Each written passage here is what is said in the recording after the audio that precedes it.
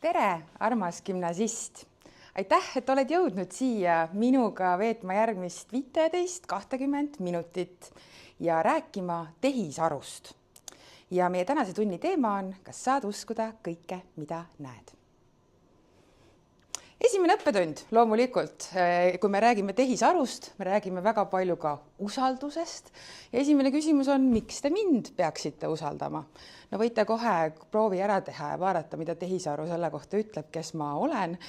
Mina ise võtsin siia slaidile kokku lihtsalt selle, et te teaksite, et mul on umbes 15 aastat kogemust meediapädevuste vallas ja mina esindan seda uurijate koolkonda, kes peab tehisaruga seatud pädevusi meediapädevuste osaks.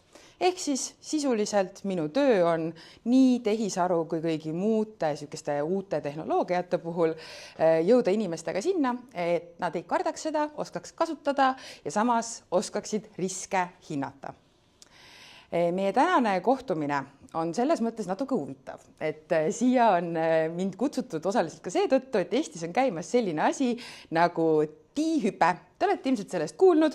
No see on põhimõtteliselt AI-hüpe, eks. Räägime lihtsalt eestikeelsete lühenditega ja nemad väga tahavad, et me räägiksime tehisarust.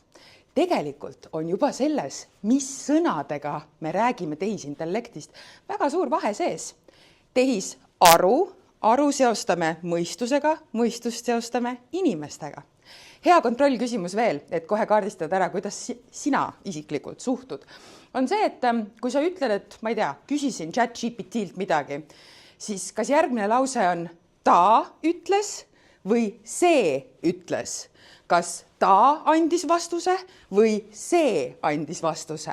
Me peame ise hästi tähelepanelikud olema, kuna eesti keel on selline keel, kus sa saad eluta või elusvormi juba jutu sees anda. Paneme tähele, millest ja kuidas me räägime.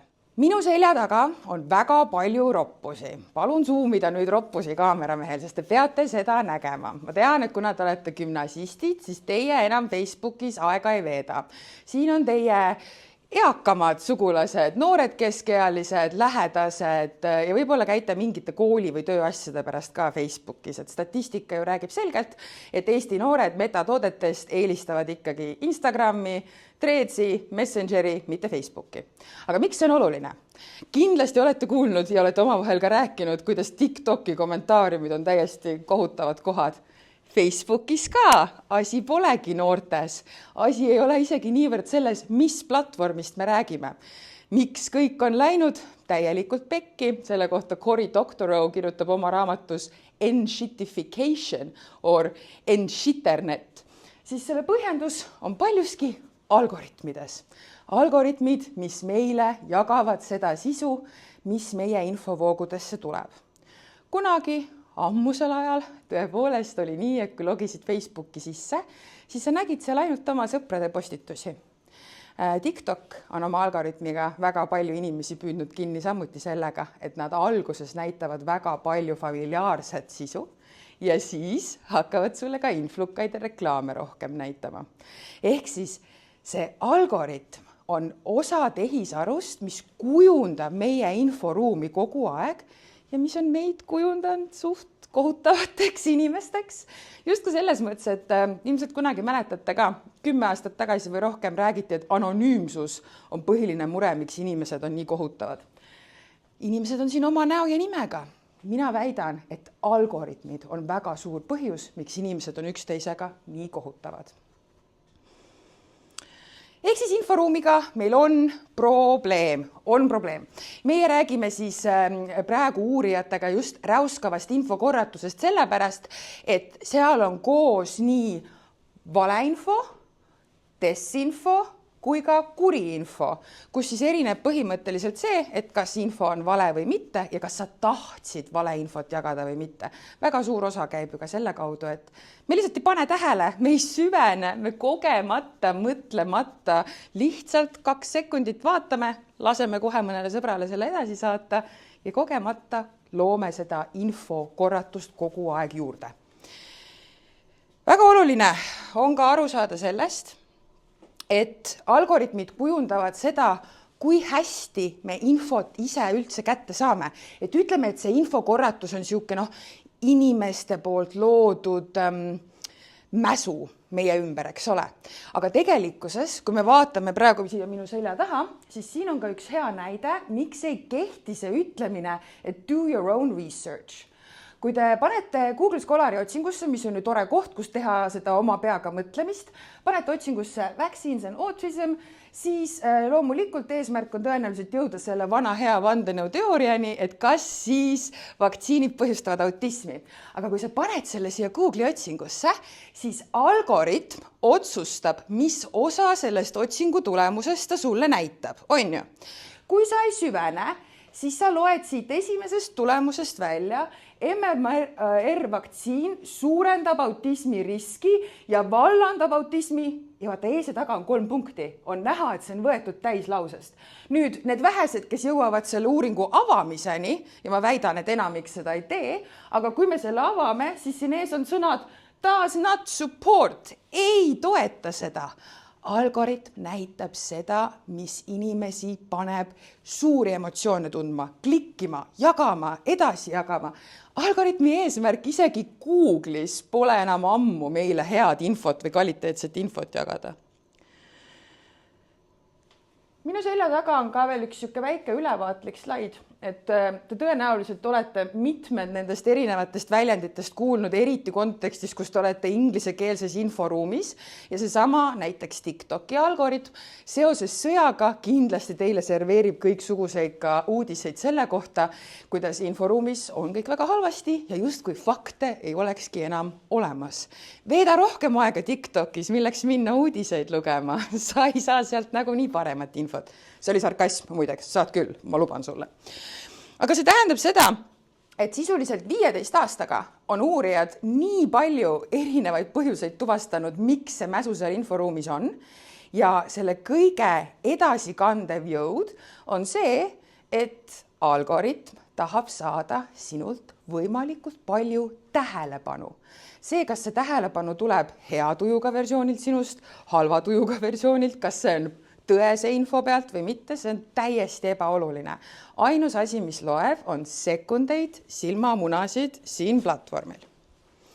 See kahjuks on meid viinud väga kurba kohta. Ühiskonnana ma mõtlen, mitte ainult Eestis. Meile meeldib küll mõelda, et Eestis on kõik super halvasti, aga tegelikult meil on suht sama seis nagu mujal maailmas. Peamine mure, millega me nüüd tegeleme, on see, et algoritmid loovad meile täiesti eraldi infovood.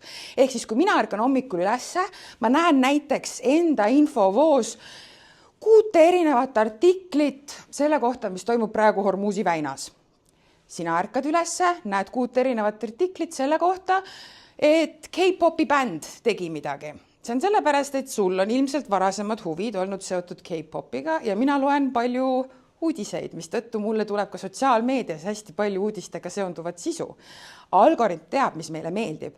Mure on selles, et kui me nüüd kokku saame, siis vanal heal ajal me saime veel rääkida sellest, et mis oli näiteks esikaane lugu, mis oli meediaskandaal, mida teadis kogu riik. Aga nüüd me tuleme kokku, üks arvab, et Hormuzi väin on põhiteema, teine arvab, et K-pop on põhiteema ja algoritmi järgi on neil mõlemal ka õigus tehniliselt. Ehk siis olukord on halb ja seda tõestada võin ka kinnitada, et Europarameeter räägib sama. Muideks uurijatena me ei ürita niivõrd kogu aeg tegeleda sellega, et mõõdame nüüd, kas tehisaru on teinud elu paremaks või halvamaks. Me mõõdame seda, mida inimesed tunnevad ja tajuvad selle kohta, kuidas tehisaru nende elu, suhteid ja suhtlusviise muutnud on. Ja see taju on palju problemaatilisem kui see, mida me saame kuskilt väljast mõõta. Näiteks 68% inimesi on mures AI loodava eksitava sisu pärast. Kuidas see praktiliselt välja näeb, kui nad muretsevad AI loodava sisu pärast? Oleks väga tore, kui see tähendaks, et nad muutuvad palju kriitilisemaks mõtlejaks. Aga mis paistab praegu hoopis juhtuvat, on see, et suht kõige peale viskad käe õhku ja ütled, et raudselt AI, mis vahet seal on. Samamoodi näiteks Eestis on olnud ju nüüd mitu juhtumit, kus laivis teievanused inimesed peksavad kellegi teise surnuks. Esiteks loomulikult on see küsimus sellest, et kuidas see nende algoritmi ruumis üldse normaliseeritud oli. Aga teiseks on ka küsimus sellest, et need levisid tõesti alguses, sest et paljud ei tajunud ära, et see on päris inimene, päris olukord, meil peaks nüüd tunded olema, mitte lihtsalt AI, mida iganes. Muidugi hästi oluline sellest teemast rääkides on tegelikult ka ausalt endale tunnistada, mis on sinu stardipositsioon. Näiteks teil kindlasti on elus keegi, kes on absoluutselt igasuguse tehisaru vastu. Ei taha kasutada mitte midagi, mitte ühtegi uut tööriista, muidugi kasutab edasi kõiki neid erinevaid vahendeid, mis AI peal jooksevad, aga siiski pigem seisab vastu. Tema oleks siis tehnopessimist. Tehnopessimistid läbi ajaloo olid kuulsad näiteks ludiidid, kes käisid industriaalrevolutsiooni ajal, eks ole, ja peksid masinaid katki. Masinaid, mis nende elu tegelikult lõpuks palju lihtsamaks tegid. Tsentrist tähendab, et sa näed mõlemat külge, nagu üldiselt. Ja tehnooptimist, kus pool ka mina rõõmsalt seisan, tähendab siis seda, et sa üldiselt arvad, et uute tehnoloogiate kasutusele võtmine toob pigem head kui halba. Aga see ei tähenda, et sa ütled, et mitte midagi halba ei kaasne. Mina olen tehnooptimist, seega minu vaateväli on sellest mingil määral piiratud ja samas ma olen äärmiselt kriitiline tehisaru süsteemide valitsemise osas, millest me ka kohe räägime. Igaks juhuks väike definitsioon, te olete ju ikkagi loengus, äkki ikkagi õpite midagi. Ma tegelikult arvan, et me kõik nüüdseks oleme aru saanud, millest me räägime, kui me räägime tehisarust. Võib-olla üks armas sõna, mida te ei teadnud, on eestikeelne kratt. See on siis just kui tehisaru agent, minu arust see on nii nunnu. Ja kui te lähete kratt.ee, siis te leiate terve hulga sõnavara, mis on seotud tehisaru maailmaga ja mis on kaunilt eesti keelde tõlgitud, on ilusad definitsioonid ja ei ole Wikipedia, et seda saab usaldada ja kasutada. Mis mure on siis GPT-dega? GPT-dest nagu näiteks ChatGPT või ma ei tea, Claude on minu enda lemmik, Gemini on paljude lemmik, DeepSeeki võib-olla teate. Et neid on palju erinevaid. GPT tähendab siis Generative Pre-trained Transformer. Sellel on väga kindel formaat, andmed sisse, väike lemmike mikser ja siis uus väljund välja. Miks see oluline on teada, kuidas seda treenitakse? Esimene asi on just see küsimus sellest, kui palju on sünteetilisi andmeid.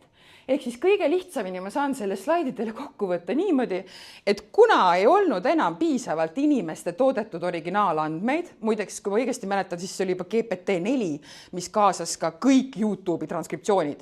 Ehk siis, kui te lähete küsite ChatGPT-lt nõu ükskõik milles, siis muu hulgas nõustavad teid kõikide YouTube'i videote transkriptsioonid, mis ei ole just kõik geniaalsuse tipp, on ju. Hoidke seda meeles. Ja väga palju on ka kurvaks tegev ikkagi see, et kui me vaatame seda punast osa, mis on siis teadusuuringud, kõik teadlased ütlevad, et teadus on kõige olulisem, aga veits on ikkagi. Et siis seda on maru vähe siin. Järelikult, mida me järeldame siit? Me järeldame seda, et nüüdseks on mäng tehisaru arengute ümber läinud sinnamaale, et keegi enam isegi ei ürita rääkida, et see on inimkonna ajaloo taassünnitamine. Keegi isegi ei ürita meile ajada udujutte sellest, nagu see oleks kõik mäng raha peale. OpenAI omal ajal, ChatGPT omanikfirma, asutati selle jaoks, et hoida tehisaru suurkorporatsioonide ja monopolide kätest. Pausi tsitamiseks. Neil on IPO sellel aastal, järgmisel aastal, pole kindel, aga lähedal. Oluline veel, miks GPT-d panevad muretsema peale selle, et see andmestik, millel treenitakse, ei ole kuigivõrd hea ja see sisu, mis sealt välja tuleb, on seega keskpärane. GPT ehk siis Generative Pre-trained Transformer või siis võime rääkida ka LLM-idest ehk Large Language Models. Nad on sisuliselt statistilise keskpärasuse masinad. Nad võtavad terve hulga andmeid ja annavad sulle vastu midagi keskpärast. Tegelikkuses meie ju ei taha olla keskpärased. Kui me vaatame uuringuid näiteks selle kohta, kuidas genereerivad ideid GPT-d või LLM-id versus inimesed ja kuidas inimesed ise näevad nende ideede originaalsust, inimesed alati arvavad, et ChatGPT-lt tulevad kõige paremad ideed. Ta võib-olla ennustasid seda vastust juba ette, aga see uuring leidis tegelikult, et LLM-idelt tulid kõige keskpärasemad ideed, kõige halvemad ideed ja kõige paremad ideed tulevad nendest nubinatest siin. Ja need nubinad muideks võtavad ainult 20 vatti elektrit umbes täpselt. Mõtteprotsess on tegelikult üsna vähese kuluga, eriti kui võrrelda sellega, mida GPT-d kulutavad. Paljuski muideks puhast joogivett. Hästi oluline veel meelde jätta. Idee poolest lepiti tehisaru arendamise alguses juba kokku, see algas juba 40-ndatel kogu see tants. Lepiti kokku, et keegi ei tee robotit, kes üritab teeselda inimest. Tagajärgedest, ma arvan, me kõik saame aru, kes ei ole Ex Machina filmi näinud, nüüd on teie aeg, aga igatahes sellega üritatakse siis vältida seda, et sisuliselt tulevad sellised veidrad ulmefilmi stsenaariumid, kus robotid tahavad maailma üle võtta. Küll aga on sellegi poolest tehisaru leidnud viisi neid otseseid käske eirata ja neist mitte otseselt üle astuda, aga võib-olla siis mööda minna. Ja on kahjuks päris mitu kohtukaasust juba, kus siis on inimesed, kes on juturobotiga loonud väga emotsionaalse suhte, vahet ei ole kas sõbrasuhte või romantilise suhte ja siis saanud ühel hetkel halvas tujus nõuandeid, kuidas ennast tappa ja sellega ära teinud. Me kõik peaksime ootama, millised on nende kohtukaasuste tulemused, sest sellest võib sõltuda inimkonna tulevik. Ma ei taha dramaatiline olla, aga veits. Ja hästi oluline on just ka see, et see konkreetne juhtum siit, kes tahab, loeb edasi tervet artiklit Belgiast, see tooks meile ka Euroopasse kohtupretsedendi. Mida me saame teha, kui juturobotid näiteks teeseldes, et nad on ikkagi rohkemad kui robotid, luues meiega väga lähedase suhte, meie vaimsest tervist kahjustavad isegi mitte enesetapuni, lihtsalt see, et sa natukene kahjustad, see on ju ka juba probleem. Teine näide, mida ma tahtsin tuua teile. Öeldakse tihtipeale, et tehisaru kasutamine on siis täiesti okei, kui sina tead, mis see vastus olema peaks. Mina näitan teile nüüd ühte case'i, kus see nii ei läinud. Minu selja taga on siis Amsterdamis elav ärimees, kes ise on IT-ettevõtja. See artikkel, kus ma selle kohta lugesin ja mille screenshot siin on, see ei täpsustanud küll täpsemalt, aga ütleme, et 20 aastat IT-ettevõtlust, kogu raha sealt ja oli seal juures piisavalt raha, et umbes 300 000 euro eest 3 kuu jooksul teha arendustöid. Arendustööd käisid siis vastavalt ChatGPT pakutud ärimudelile, nad loomulikult arutasid seda iga õhtu koos. Muideks üks suur viga võib-olla, mis ta tegi, oli ka see, et ta rääkis siis heliversiooniga. Tekib siuke parasotsiaalne suhe selle heliga, mis telefonist tuleb, eks ole. Aga ta sai äriplaani ja muideks äriplaanis oli kirjas, et see toob aasta ajaga 10 prossu kasumit. Kes iganes natukenegi jagab midagi ettevõtlusest, saab aru, et kui siuke äriplaan oleks olemas, see oleks juba ammu ära tehtud. Aga ettevõtja ja sealjuures IT-ettevõtja ei pannud neid otsi kokku. Miks? Pidev tehisaru jaatav suhtumine, pidev kiitmine, pidev ego silitamine, rääkimine, et sa oled eriline, see viib sellise asjani nagu AI psühhoos, tehisaru ütlema, tehisaru psühhoos. Ja tehisaru psühhoos on eriti sellepärast ohtlik, et ega sealt ei ole väga lihtne kedagi välja tuua. Kui sa ütled talle, et kuule, mul on tunne, et sa hakkad nüüd katus hakkab ära lendama, siis ta läheb ja küsib ChatGPT-lt ja ChatGPT ütleb alati, pole probleemi. Me ei erista robotit inimesest ja me ei oska enam eristada ka roboti loodud sisu inimsisust. See on probleem. Sora 2 tuli oktoobris välja, selle järgi tuli Google Veo ja need 2 on siis nüüd ametlik murrang just siis siukses süvavõltsingu tehnoloogias või täielikult uuest genereeritud AI poolt genereeritud sisust. Miks? Sellepärast, et kui varem sai rääkida, ma ei tea, vaata sõrmi, vaata kõrvu, varasem viis genereerida AI-l pilte, põhimõtteliselt oli siuke kihtide mäng, et siis vahepeal oli kihtide vahelt näha näiteks veidrusi naha tekstuuris, et oli naine, kellel oli mingi 1 sentimeetrine habemelaik näiteks siin. Mingid sellised asju. See aeg on nüüd läinud, otsas, ei saa silmi usaldada, kurb, kindlasti. Hästi oluline meeles pidada, et see, et Sora 2 kinni pandi, see ei ole mingi märk sellest, et see asi nüüd kuidagi ära lõpeb, see areng ära lõpeb, vaid tõenäolisemalt on märk sellest, et me liigume siis sellise algfaasis tehisintellekti juurest, liigume siis üldise tehisintellekti juurde, võib-olla olete seda AGI ühendit ka kuulnud. Nvidia kiipide tegija väitis, et nad on sinna juba jõudnud, aga kuna nad pole vahepeal tohutult rikastunud, siis võime natukene kahelda. Ja veel viimane masendav uudis. Surnud internetiteooriast võib-olla olete kuulnud, minu arust sotsiaalmeedias ringleb üsna palju, aga selle juures on uurijatele kõige huvitavam küsimus sellest, kui palju on digitaalsetes suhtluskeskkondades alles autentset kahe inimese vahelist suhtlust versus kui palju on botte. Botid võivad siis olla seal mingit suvalist reklaami tegemas, võivad olla kutsumas oma OnlyFansi kontole, aga võivad ju ka mõjutustegevust olla tegemas. Nii Hiina kui Venemaa kohta on lahedaid uuringuid, kus nad on vahele jäänud suurte trollivabrikutega. Ja enamasti nad ei ürita sind veenda millegi olemasolus, vaid üritavad tekitada rahulolematust, lõhestada inimesi, tekitada polariseerumist. Nüüd, kui me teame seda kõike eelnevat, siis on oluline veel meeles pidada, et üldiselt öeldakse, et kui oled rohkem kui 100 nupuvajutust ükskõik millisel platvormil teinud, et siis nüüdseks masinõppimine on nii kaugele arenenud, et siis see algoritm teab sind paremini kui su perekond. Ilmselt te mäletate sellist skandaali, või vähemalt olete kunagi kuulnud, ma loodan, nagu Cambridge Analytica. See on siis põhjus, miks läks nagu läks Brexitiga ja mis läks nagu läks Trumpi esimese ametiajaga. Ma ütlen lihtsalt igaks juhuks ka ära, et ega nad nüüd ei kuidagi kaaperdanud valimisi täielikult, aga tõenäoliselt kuskile protsendipunkti ligi see mõjutustegevus ulatus ja see võib olla ju määrava tähtsusega. Mis siis Cambridge Analytica juures oli hästi huvitav uurijatele, oli see, et esiteks saadi siis teada, et kõik sotsiaalmeediaplatvormid koguvad palju rohkem andmeid, kui nad meile öelnud on ja valetavad pidevalt selle kohta. Teiseks saadi teada, et isegi kui sa maksad erinevate teenuste eest juurde, ehk siis oled justkui maksev klient, eks ole, selle asemel, et tarbida tasuta teenuseid, isegi sel juhul sina oled ikkagi kaup.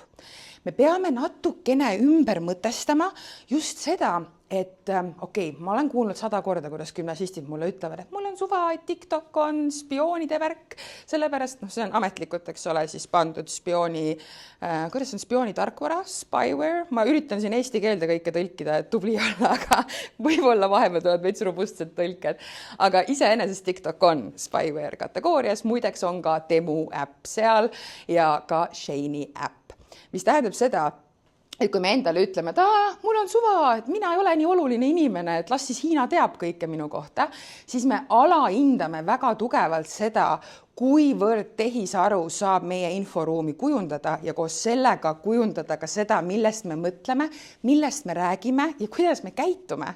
See uuring mu selja taga tehti 2019 aastal niimoodi, et võeti näiteks ühe inimese Twitteri konto ja vaadati, millest räägivad inimesed, keda tema jälgib ja kes jälgivad teda.